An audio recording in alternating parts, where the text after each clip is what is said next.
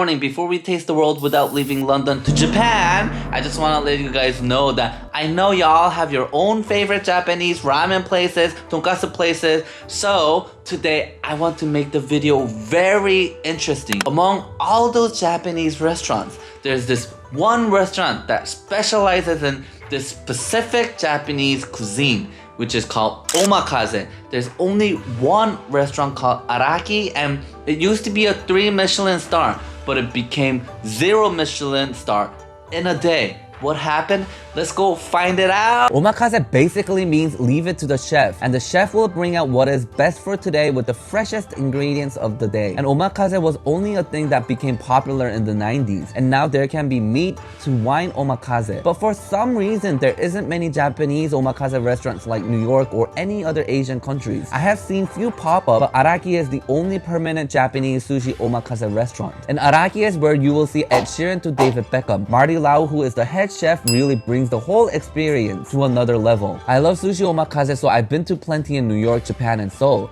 But this was different. Every time they make a dish, the staff stands in a line and bows before serving. When I had the toro, and yes, we ate it with our hands, which is the best way to eat sushi, I was blown away. And suddenly it reminded me of a Japanese manga I used to read when I was young. And I told Marty that cartoon was not overreacting. Let me explain what I meant. Have you ever read Shota no Sushi? I do not want to spoil too much of it, but I told Marty it felt like one of the scenes in Shota. So Shota goes on a sushi competition, and one of the judges tries Tororo sushi, and his face changes, and the audience is like, what? Are you okay? And then he sweats and goes, the gift from the mountains, the gift from the ocean. This is it! This is the Is this? Wow!